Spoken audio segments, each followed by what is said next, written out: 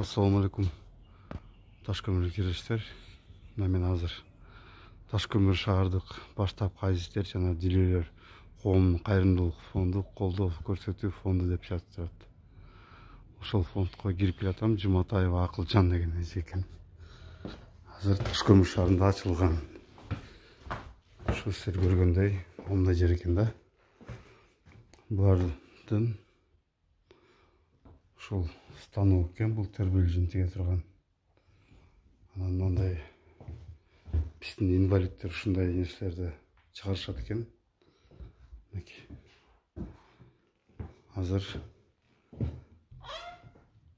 ушундай кабинеттер бар экен. Станоктор жетишсиз, анан инвалиддер колдонгон бир аз эмеси жок экен. Азыр калганын өзү айтып берет. Саламатсыздарбы? Мен аты-жөнүм Жуматаева Акылжан Кадырбаевна. Ушу көз азиздер жана Дүлөлөр коомунун Ташкөмүр жана Каракөл шаары боюнча председатель болуп иштейм.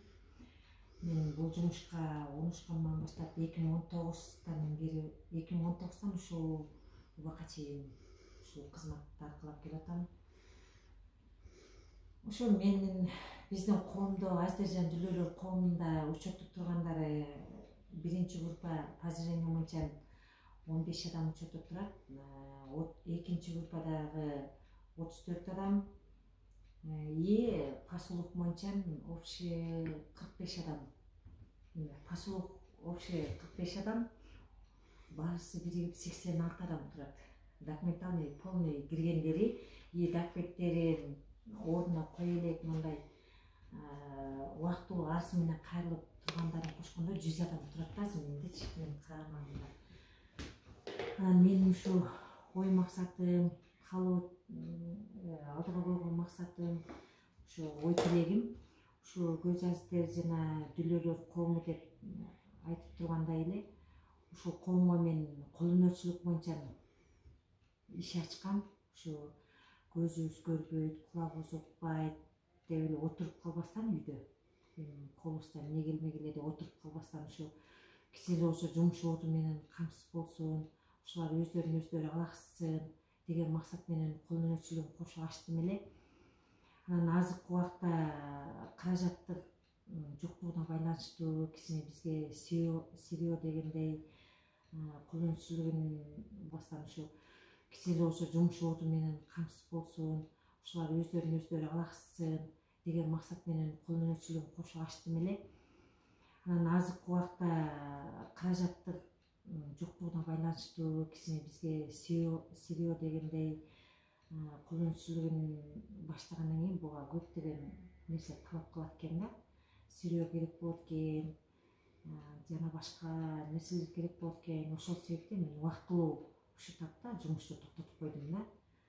Анан ушу жакшы адамдар чыкса, жакшы спонсорлор чыкса, ушу бизге колдоо көрсөтсө деген үмүттө турам.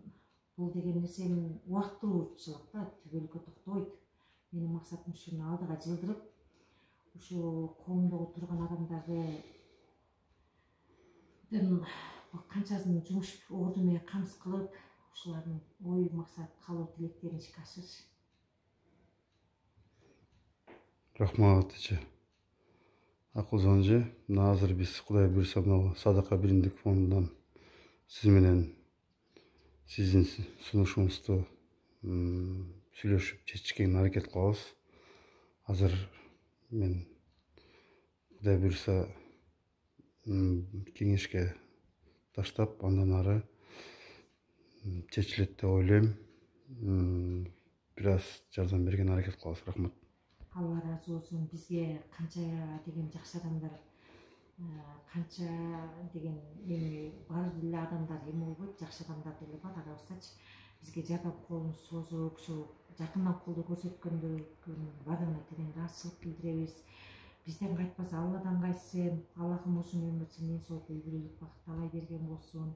Рахмат ушу сиздерге дагы. Ишиңиздерге ийгилик, эки дүйнө бактылуу калат. Анан дагы бир айтып кетүүчү нерсе, ушу азыр Кыргызстанда бардык эле чет мамлекетте жүрүп калбадыбы? ошол жактан деле араттору бизге жардам колун созгондор болуп калат.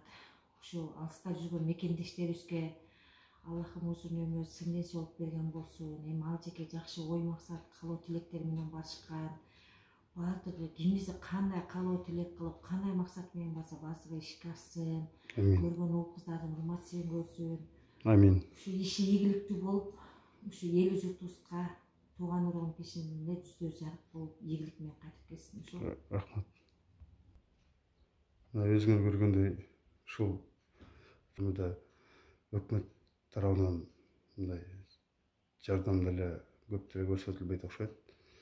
Азыр Кудай буйруса, ушуну биз дагы колго алып жардам берели. Рахмат. Баарыңыздарга Аллах разы болсун.